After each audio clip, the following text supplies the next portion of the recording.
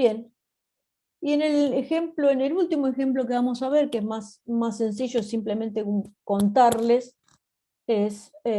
otra enzima que se llama UGM. Estudiamos la salida del sustrato de la enzima UGM. O sea, fíjense, son tres ejemplos bien distintos. Una reacción química, un pasaje de un ion a través de un canal, y en este caso la salida de un sustrato del sitio activo de una enzima. La enzima esta UGM también es una enzima de tripanosoma cruce que cataliza la conversión de UDP galactopiranosa en UDP galactofuranosa. Y esta enzima no está presente en los mamíferos, porque en los mamíferos aparentemente nosotros no tenemos galactofuranosa, sino que tenemos siempre el azúcar en la forma piranosa, mientras que los parásitos sí tienen la forma furanósica, y entonces, como esta enzima no está presente en los mamíferos, es un target interesante para el desarrollo de drogas, porque se supone que cualquier droga que vaya a accionar sobre esta enzima no va a tener ningún efecto sobre las enzimas que naturalmente están en los mamíferos, como, o sea, por ejemplo, nosotros. Bien, ese es más o menos el marco, el contexto de por qué es interesante estudiar la reacción. Nosotros estudiamos la reacción química también, que tiene un montón de pasos, pero lo que yo les iba a comentar hoy es no cuando estudiamos la reacción química, que es más o menos parecido a lo anterior, solo que eran, por suerte, cálculos unidimensionales, sino que estudiamos la salida del sustrato. Entonces, ¿cómo definimos o cómo se puede definir una coordenada de reacción cuando tengo que sacar un sustrato del sitio activo? Bueno, en primer lugar, ya les anticipo, no es algo tan sencillo o tan fácil de hacer, pero generalmente una buena coordenada es hacer una distancia entre el centro de masa del sustrato y alguna región de la enzima se mantenga más o menos estable, digamos, que yo vea o que yo piense que no se va a deformar demasiado mientras va ocurriendo el proceso. Entonces, en este caso nosotros teníamos unas láminas beta por detrás, como que hacen como una pared por detrás del sitio activo, y entonces tomamos como coordenada de reacción mi distancia entre el centro de masa del sustrato y el centro de masa de esas láminas beta. Y lo que hicimos fue, nada, aumentar la coordenada de reacción y ver qué es lo que pasa, que casi siempre que hacen una salida de un sustrato, tienen esta forma. Cuando llego acá, ya prácticamente está fuera, y por eso la energía libre se me volvió constante. Tengo el PMF calculado por dos métodos alternativos, porque como son tan tricky los cálculos estos, es mejor siempre buscar sacar el sesgo de maneras distintas para asegurarse no asegurarse, pero digamos, tener más chance de que el cálculo esté bien. Obviamente, como les comenté anteriormente, mientras uno va haciendo el cálculo, tiene que ir chequeando la convergencia con esos tests que yo les mostré, y si tengo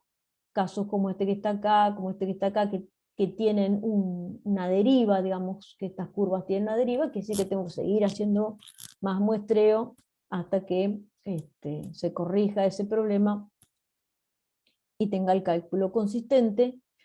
Ahora, una vez que hice todos los chequeos y que obtuve la curva, en general, como les decía, esta curva no es interesante en sí misma, porque qué sé yo, son todas barreras grandes, no proveen una gran cantidad de información, pero lo que es interesante es que cuando yo hago umbrella sampling, todos los grados de libertad, excepto la coordenada de reacción, se supone que están en equilibrio. Entonces, lo que yo simulé es la salida del sustrato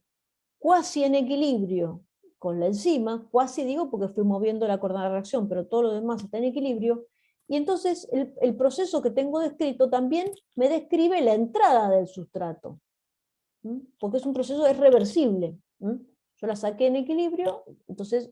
equivale eso también a la entrada en equilibrio. Y entonces puedo ir viendo qué es lo que pasa cuando el sustrato va entrando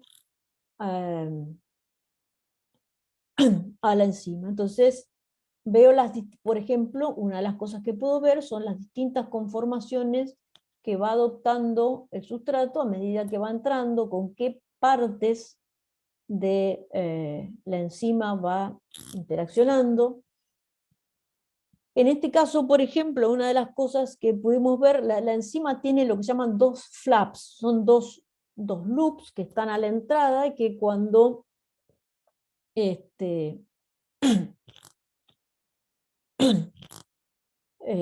cuando la enzima no tiene el sustrato, esos dos loops están abiertos, tienen una distancia grande entre sí. La curva en rojo mide la distancia entre un residuo que está en uno de estos flaps y el otro.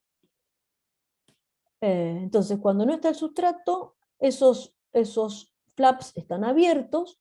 y cuando el sustrato está bien metido en el sitio activo, esos flaps están cerrados. Y